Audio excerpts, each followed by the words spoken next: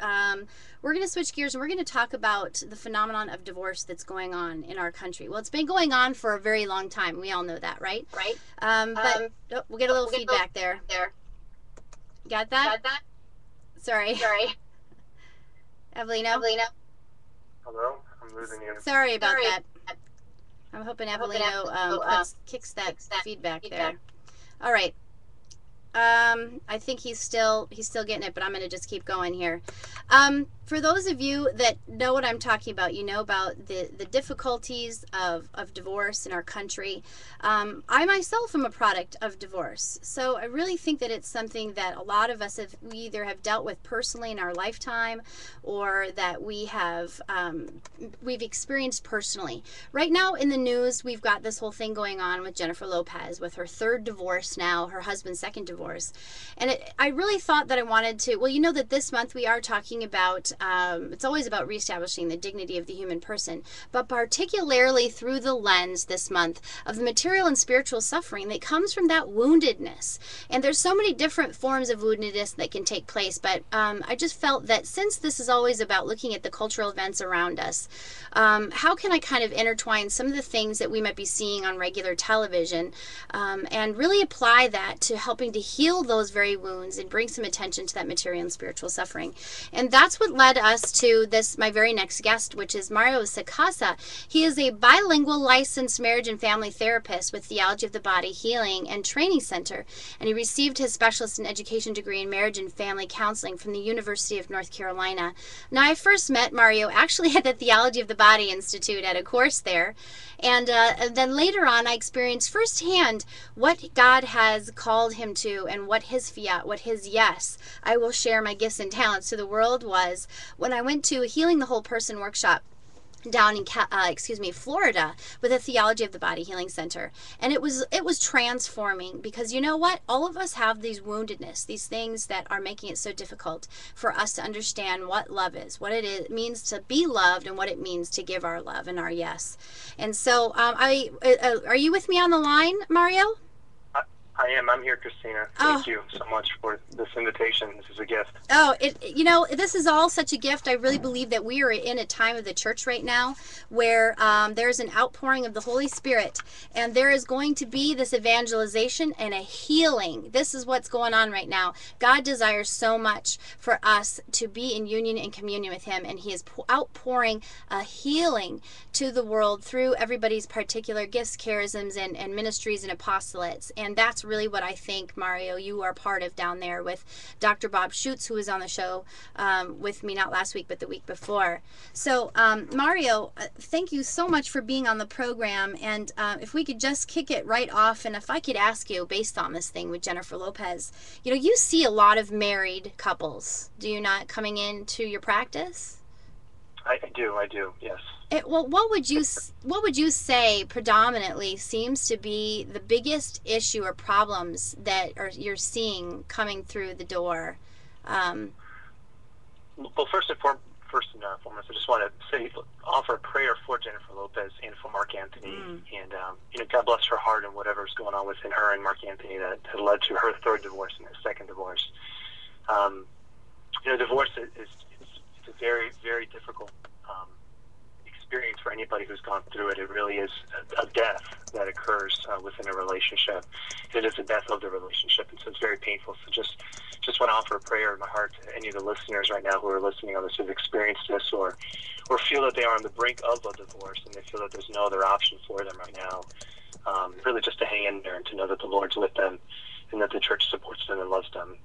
And so first and foremost, just to say that.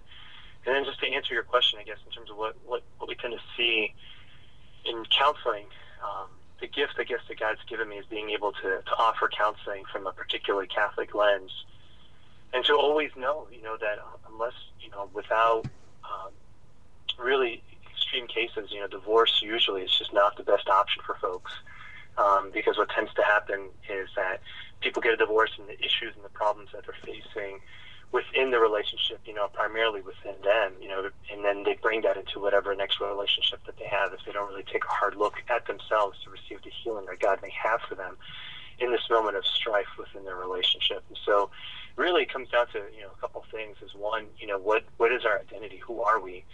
And then how do we really have intimacy with one another, and to truly know what that means to offer a gift of ourselves to one another, and to be in love, and what that looks like.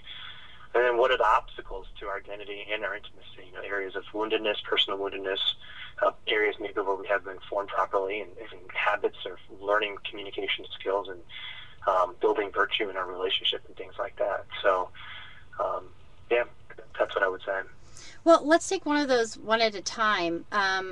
We talked a little bit yesterday about, as we were kind of getting prepped for the show, if you could expound a little bit. I think a lot of people don't understand what it means to be made male and female. I mean, I think they know what it means, but in light of theology of the body teaching, I would have to say that has come alive for me and has opened Mm-hmm. my eyes and understanding, and what it means to love and be loved through understanding that just the beauty of being the gift of femininity and gift of masculinity. Can you share with us some of the things that you've found that might be related to not being aware of the gift of those two things that seem to transpire inside of marriage? Yeah, I often joke with my couples that I see that sometimes I should just label myself a couple translator, because it can be in an argument in the session, and I'll turn to one of them and say, "Do you understand what he's saying, or do you understand what she's saying?" And they'll look at me and say, "Absolutely not." And so I serve as kind of like a Yeah. translator. Let me try my best to explain what I think the other person is saying and capture the heart and the language that I think you can understand. Yes. We cannot ignore the sexual difference. It's part of who we are. I mean, our sexual identity is our secondary identity before the Lord, that being human first. And so it's integral to who we are. And we have to know that we are different. There is a degree of difference within us. We are very similar, without a doubt, but we are also very different. It's the mystery of the Lord, that He's created us in this way. And so you tend to see things, where the wife says something and the husband is just like, gosh, she just doesn't get me. She doesn't understand me. I don't understand what she's saying. And so it takes, a little bit of getting past ourselves and to truly listen to what the other person is saying, and honoring their hearts and what they are saying. So you're saying that our bodies speak a language, and Mm-hmm. in our masculine and femininity. So what are the impediments? I think you had talked about how men have like this deep seated fear of inadequacy that can make them too afraid to enter into a woman's heart. Is that right? Mm-hmm. Help me Yeah, as a yeah, woman to understand that, because that's not something as a woman that I innately know. I think it's a beautiful insight, and I'd love it if you'd share more. yeah, absolutely. As John Eldridge, who's an author, a non-Catholic author, but who I think is pretty close in his reflections, speaks a lot about the differences of gender, in women and men. And so one of the things he talks about with men is that the core wound for men really comes down to a question: says, do I have what it takes? It's a question of inadequacy. And for women, it becomes a question of beauty and receptivity and desire and being desired. And he pins this back to the culture, and look at the movies and the knights in shining armor and the princess stuck in the towers that want to be rescued and stuff. These are themes that kind of run throughout all of the great movies.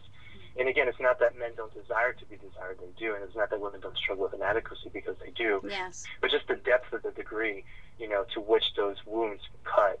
You trace it right back to the fall, where against man the curse was that, you will labor from the sweat of your brow, but you'll get nothing more than thorns and thistles. And then for the woman, it was, you will have your pains in childbirth will be increased, and your desire will be for your husband. And so there's a particular ache in the woman that will never be fulfilled unless her husband picks up his cross and searches her heart. Yes. And so I think so often men struggle in really just listening to their wives and understanding that. And the reason is because there really is nothing more mysterious in the heart of a woman. And there's nothing more intimidating for a man than to actually step into that space where he has nothing, he knows nothing about, and he cannot control. And then to be able to love and to give himself to her as an offering, to then be able to seek her out and to understand who she is. And then in turn, in that space, she receives him and comes to understand who he is as well. Yes, but that takes vulnerability on the part of the woman, and I feel like that's part of the original curse somehow, that as women, when we long for a husband, we almost long for his position and try to stand in a place that, was never truly ours, coming from Mm. like a mistrust or a fear maybe on our part. I'm just talking personally from someone who's been abused. Is it took me a long time to see that I was actually emasculating my husband, and not allowing him, because of my lack of vulnerability, to step in a very role that I was thus persecuting him for not doing. It was kind of like ridiculous. But thank God I saw it. I think. Do you think that women do that a lot? Like have this fear of vulnerability then? Yeah, absolutely. And I think the reasons are exactly what you're saying. Is, there's just a lot of women who have been hurt by men, and so the hearts get closed off to men, even the men that they desire. So we live, again, the mysteries of the human heart is in this tension of desiring intimacy and desiring to the other, but at the same time putting a stiff arm against the other, and then being angry at them for not being able to fulfill the things that we want, but we've never given the opportunity to really enter into that. And so yeah, I do agree, with what you're saying, that because of the wounds, I mean, because of misunderstandings of our identity, and now, in our culture, certainly there's been a right place for women to have more say, more role, without a doubt. I'm not in any way advocating, the submissive subservience that was Right. of, generations of old. Right. But at the same time, there is certainly a degree of allowing the woman to be open to receive her husband, and again, rightfully so, the husband also to allow his wife to influence him as well. Um, Wow. So I really so think yeah, that it's a beautiful thing that Blessed Pope John Paul II realized that he needed to bring a reordering of what it means to be male and female, because you're so right, right. If we don't address like the very core woundedness that came, after the fall, to realize mm-hmm. that, right inherent, right in our very bodies is like, as woman, I'm called to be open. I'm called to receive man, but that can be really Right, scary. So I just, it's so beautiful that you right, guys have found a way to honor and address those differences in male and being made male and female, so that we can then overcome that. We have a break that we're going to be going to in just a little bit. When we come back, I'm hoping that we can talk on that second issue a little bit. We had talked about how we don't understand what we really want, what we really desire, looking for that other person to fill us or be used by us in some capacity to make us happy.